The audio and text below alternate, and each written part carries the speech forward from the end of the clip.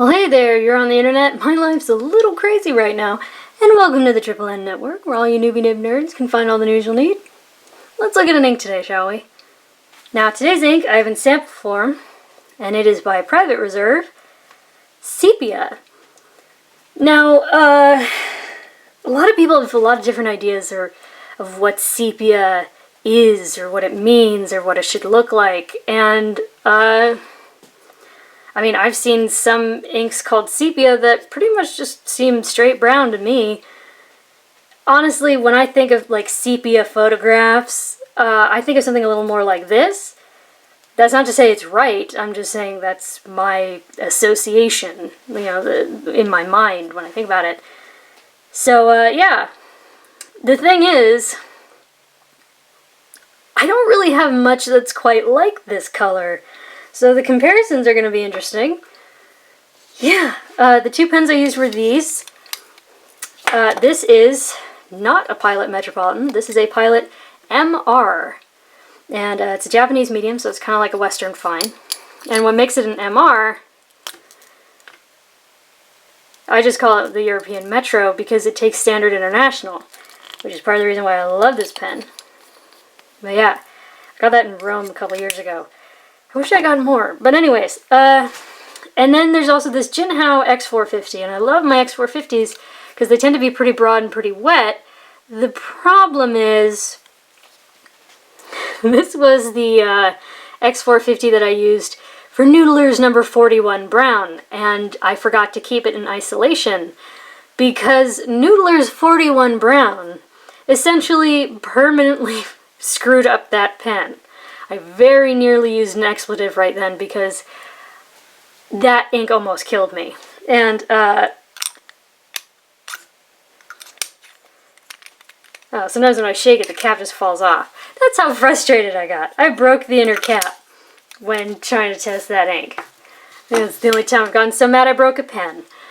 So we're gonna have some flow problems with that X450, but we'll get into that. Alright, let's kind of look at some comparisons. Yeah, this is, it's a pretty unique ink. I mean, it's yellow, golden, but it has hints of green. It's interesting. So, excuse the band-aids, it's been weird. I'd say the closest thing I have is KWZ's Old Gold. This is maybe a bit darker, but hopefully you'll see all those similarities. It's very, very interesting. And Noodler's Golden Brown, which, if anything, I'd say has more green, like hints of green through it. But, yeah, very similar. Again, maybe a bit lighter. Another KWZ ink. This is their Iron Gall Mandarin. I feel like if you removed the hints of green from this, you'd get something very similar to that. And this one was kind of a stretch, because again, I don't have much that's quite like this color. This is Diamond's Golden Brown, which I described as the color of cardboard boxes, which it is. So I feel like, again, if you removed a little bit of the green, you'd get something a little more like that. That was probably one of the least interesting inks I have ever used. Snoresville. Anyways, now, this might explain what's so interesting about this ink. Now, here's the chromatography as it's meant to be done. You cannot tell where that initial drop was put. It was put right down here, right where the tip of the thing is. And there's just nothing.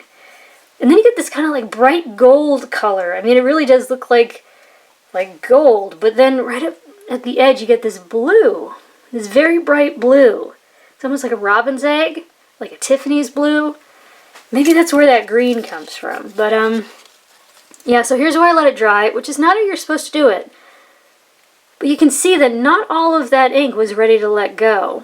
So you do get a hint of a line, more hazy, but also that blue is more distinctly removed. You see how there's still those little bits? Here, not so much. So, thought that was interesting.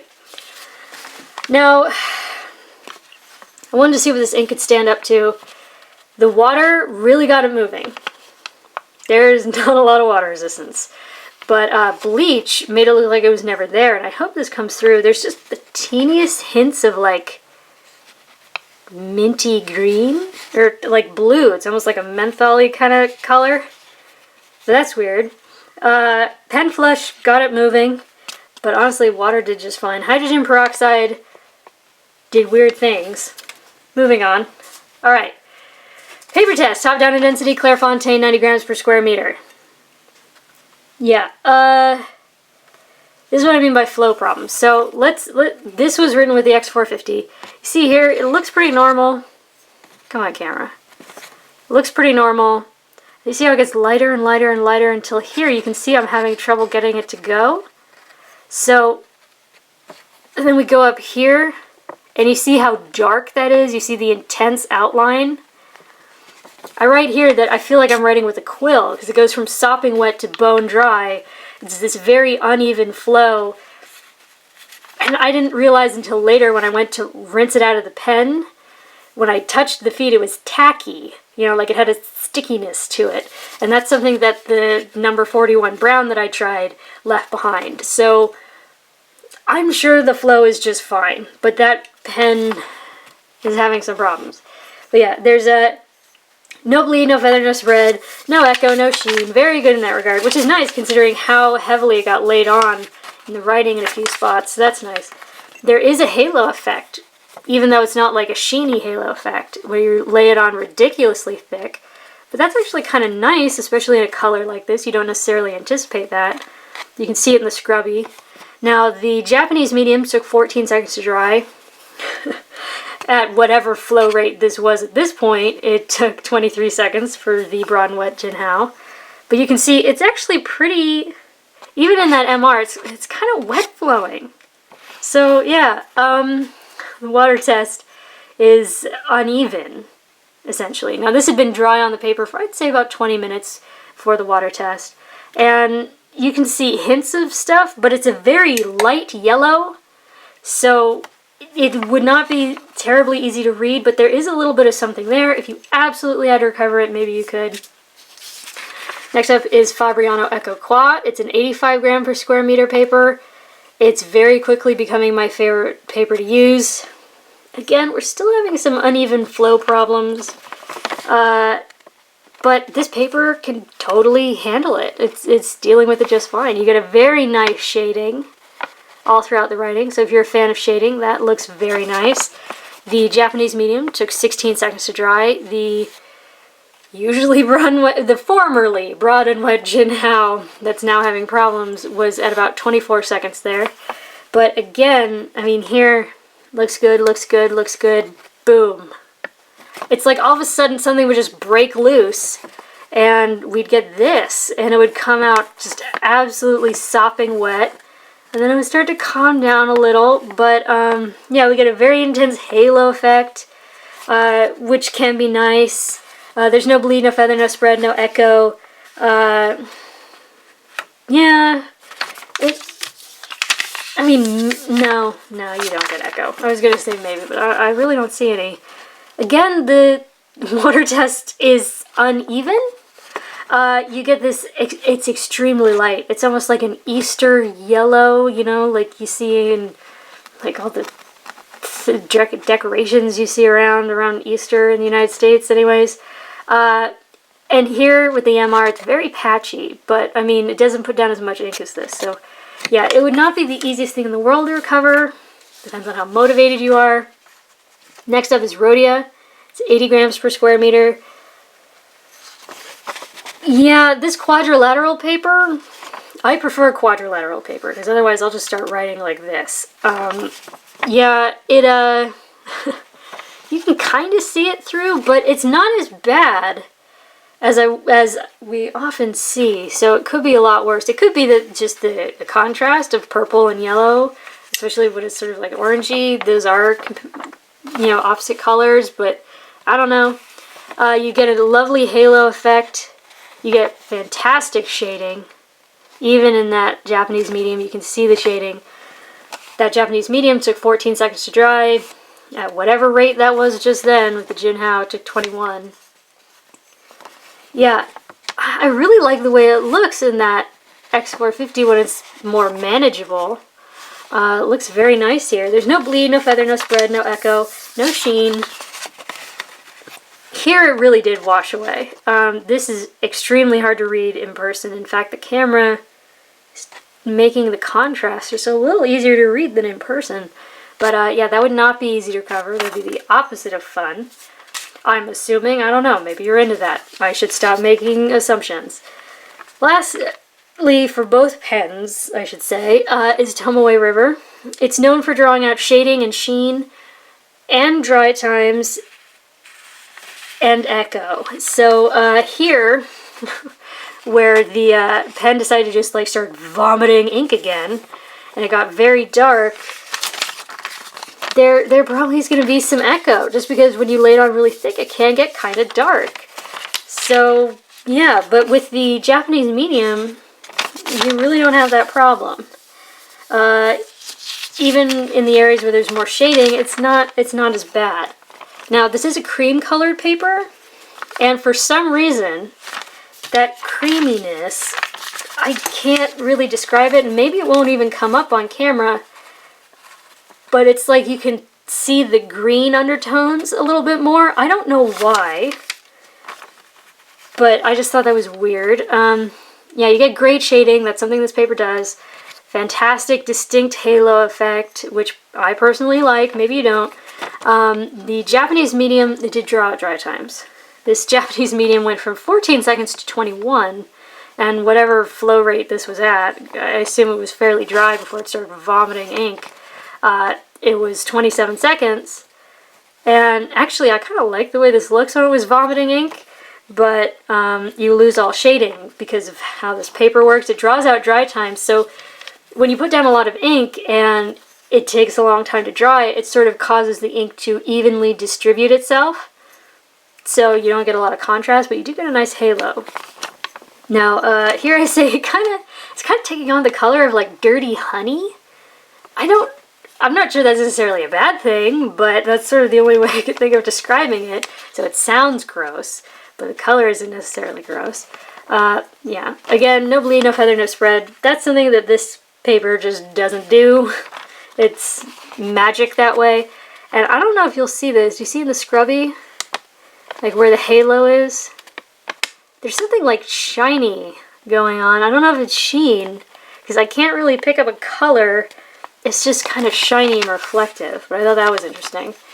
Now, this paper does love to let ink slide away when you add more water, and that's kind of exactly what it did. In fact, once again, the camera's darkening that up just a bit. Yeah, in person, you can't see the stuff from that MR at all. Yeah, but also it didn't dye the page very much, which is interesting. But yeah, those dots from the X450 are pretty clear. And I don't know what to make of that. But anyways, yeah. So, interesting. I'm sorry. I wish I could give you a better reading on that X450 on here. But, yeah. Interesting results nonetheless. Now, for the next 3 tests, I only used the Pilot MR, except to write the name. So, that'll be more fair, because these are the more economical papers. This is the world's worst 20-pound copier paper. So chances are you have something at least a step up from this. But, yeah, so let's do a little compare and contrast, shall we? So here is the MR on non-absorbent paper. Here's the MR on this really awful paper. That's the X450. Yeah, there's a lot of spread. There's a lot of spread. And there's feathering in the areas where, like, in less absorbent papers, there probably would have been shading, like it's so at the end of a stroke. So where ink pooled, it took 1 second to dry. I don't know if I'd call this shading. I wouldn't, personally. It got very woolly. You can see the texture of the paper. And there's a lot of show-through. And there are these, like, hints all over where it, like, almost wants to come through, which is not great. Interestingly, that X450 didn't come through much more than the MR. But, yeah, more absorbent papers tend to draw the ink in, make it harder to wash out. And that's kind of what happened here. Honestly, I was expecting much more, shall we say, explosive results. It did spread, it did feather. But honestly, I was expecting just a big old mess. if you had to recover that, you probably could. Now, next up is Mead Notebook Paper, which is very common for school children, at least in the United States. This is the kind of stuff you'd find in like a spiral notebook and not so much a lab notebook. The lab notebooks have a texture that's more like newspaper. This stuff, though, lately it's been feathering a lot, and it kind of did here, but really not as much as it has in the past, so that was kind of nice. And as you might be able to tell, it actually retains some shading on here, which I was not expecting. You know, at the bottom of the F in Fox, you can see some feathering. But it's not necessarily obtrusive. You know, it's not like the big spiky feathers. And there's not nearly as much spread. If we look at the line width here versus here, and then let's compare it here. See, there is some, but not nearly as much. So that's very nice. I enjoyed that. Took 2.5 seconds to dry. There is no bleed, except maybe here we nearly get through, but as you can see, that's from me doing the strokes down and across, and then it got done over again on the scrubby, so maybe that's why. This paper is extremely thin though. It's more thin than just copier paper, so honestly, yeah, you know, I'll totally take it. Everything you see right now is what you can see when it's like laid down. If you had to use this paper, if you insisted on using both sides, this really wouldn't be a bad combination. In fact, with a Japanese fine, maybe it'd be even better if you're super sensitive to it. So that was nice. Now this paper does tend to freak out when you add water, and it kind of did, but also kind of didn't. I mean, it is more absorbent, so it didn't want to release all the ink, but again, I was expecting like explosive results. Here, not so much. It mostly just released a little bit of the ink, and interestingly, my awful cursive washed away much more than my regular block writing, whatever that's called. Thought that was interesting. So yeah. Now, lastly is Moleskine, which I've decided is my nemesis, because it is awful.